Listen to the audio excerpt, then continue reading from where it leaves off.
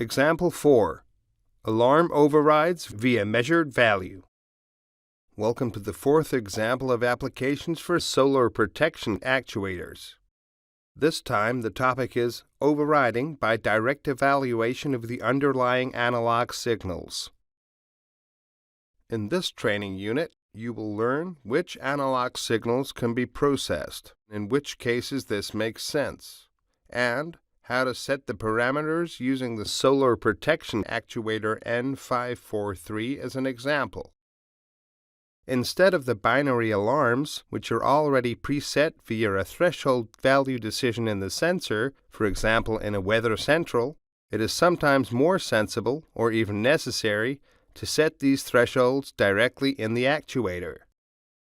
It can happen that plant equipment requires more limit values for alarm override than weather sensors can provide, which generate wind, rain, or frost alarms. A fine adjustment per channel can also be carried out with direct evaluation at the actuator. Also, several set levels connected in series can take up intermediate positions that cannot be changed by the user because they have priority as override. Let's now look at the solar protection actuator N543 again. The wind alarm from the last example should now be set directly to the wind speed value measured by the weather central. For this purpose, the parameter control value input is enabled on the page Override 1 Wind Alarm. Our equipment is again an awning. We want to define 6 meters a second with a downward hysteresis of 2 meters a second in this setting.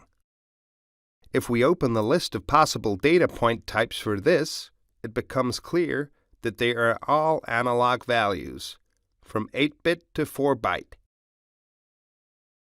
On the other hand, unfortunately we do not have the data unit of meters per second.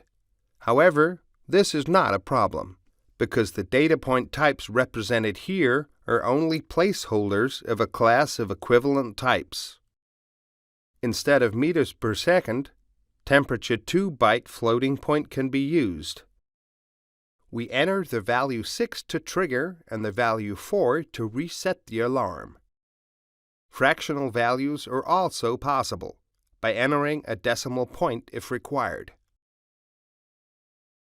The further procedure, for example, determination of the monitoring time, is completely identical to the previous example using binary override.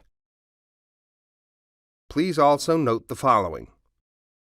The parameters threshold value for on or off are not the control, but the activation or deactivation of the alarm.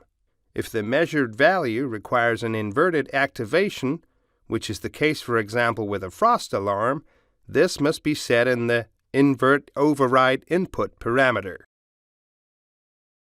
Applied to a frost alarm with the settings alarm below 4 degrees Celsius and no alarm above 6 degrees Celsius, this means that the values can remain exactly the same, but have the opposite effect due to the inversion.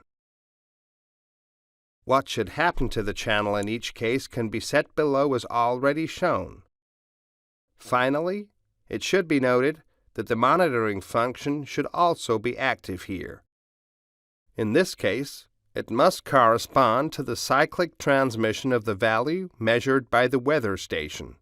In our case, the cyclic transmission of the weather station AP257 is set to 2 minutes.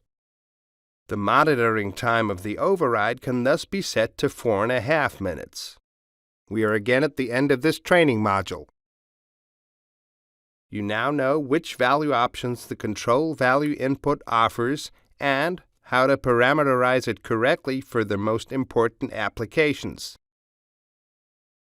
The next application example deals with the sensible setting for distinguishing between manual and automatic operation. Stay tuned.